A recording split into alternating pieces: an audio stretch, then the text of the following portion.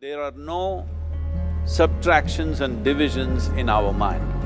There is only addition and multiplication.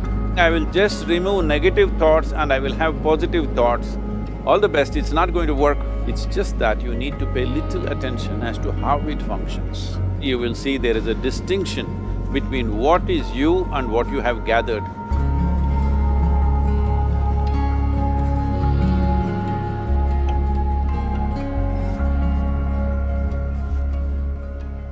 Well, see the way the question is asked and also the way normally it's addressed is, people think there is something called as negative thought and positive thought.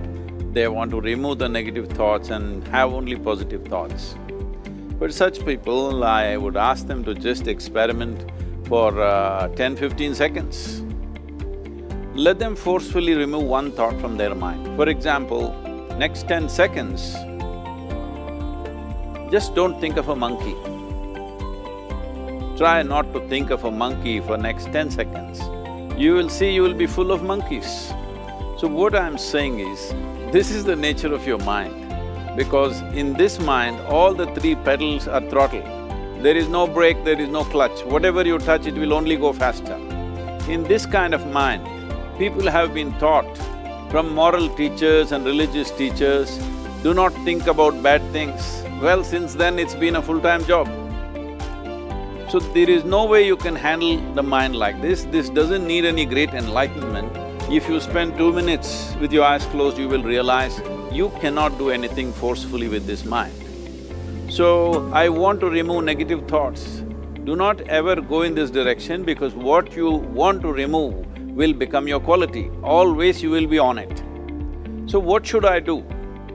The thing is this, without understanding the fundamental mechanism of this mind, because our mind, human mind, is the most sophisticated computer on the planet. Even all the supercomputers have come out of this. When this is the case, is it not important that we understand the mechanics of how it functions? One simplistic aspect of how it functions is, there are no subtractions and divisions in our mind. There is only addition and multiplication. If you try to do something with it, it will say one more. If you try hard, it will multiply into many more. In this mind, you don't try to identify what is positive, what is negative and try to remove it. First of all, one needs to understand, this mind of yours, this body of yours is supposed to serve you. The life that you are is important. Body and mind are vehicles that must serve us. If you sit in a vehicle, it must go where you want to go. If it goes to its own destination, what is the point of such a vehicle? It's just a nuisance. Right now, most human beings are unfortunately experiencing this fantastic possibility of human mind as a nuisance, as a troublesome thing. Well, this is the most beautiful thing you have. It's just that you need to pay little attention as to how it functions. One simple thing is this. First and foremost process is, that's why we put out this process called Isha Kriya. This is to distance yourself from your physiological and psychological process.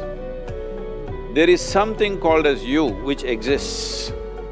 This is not a composite of all your thoughts and emotions and physiological processes. Beyond that, there is you. If you close your eyes, even if you cannot see anything, you're still there. It is through the window of your eyes that you're looking out, but if you close your eyes, it doesn't mean that you don't exist, you still exist. So beyond your thought, you still exist, beyond your emotion, you still exist. So that you, the life that you are, this has to come into your experience. Why is it that you're not allowing that to come into your experience, which is the most significant aspect of who you are? Who you are right now, the most significant aspect is, you and me are alive right now, this is it. What I'm thinking, what you're thinking is not the important thing. We are alive right now, that is the important thing. So, it is important that you focus on this fundamental sense of aliveness within you, and then you will see there is a natural distance between you and your thought process. Once there is a distance between your psychological process and your physiological process, this is the end of suffering.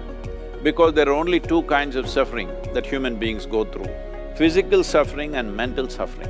Once you create a little space between you and your mind, between you and your body, this is the end of suffering. This is something every human being has to experience and know. Otherwise, thinking I will just remove negative thoughts and I will have positive thoughts, all the best, it's not going to work 100%, it's not going to work because nobody can remove it, they can avoid it for some time. So when negative thoughts come, you say Ram Ram, Shiva Shiva, whatever you want, but this is just avoiding, it's not gone. The moment you stop that, it will pop back with great force, otherwise it'll come back in your dreams. So it's very important, first of all you need to understand your anger, your resentment, your fear, your anxieties, the negativity that you generate. Generally resentment, anger, it is always directed towards somebody. But we need to understand this is poisons that we are drinking and expecting somebody else to die.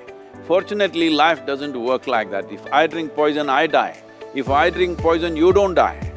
So, we need to understand this. When I say poison, today you can have yourself chemically analyzed. Right now, what is your blood work, what it says? 5 minutes of intense anger, check your blood work and see, there will be lots of negative elements in it, literally you're poisoning yourself. So, do you want to poison yourself? Definitely not. Now the very question is coming from certain helplessness, what shall I do? Don't do anything. Just sit back and just concern yourself with something which is a life process. Maybe your heartbeat, maybe your breath, maybe just a sensation of being alive. Depending upon how sensitive or how perceptive you are, accordingly, find something. It could be a sensation in the body, it could be breath, it could be heartbeat, it could be anything, something which indicates life to you. Just pay attention to that for some time. Slowly you will see there is a distinction between what is you and what you have gathered, which includes both your physiological and psychological possibility or mess, whatever you're made out of.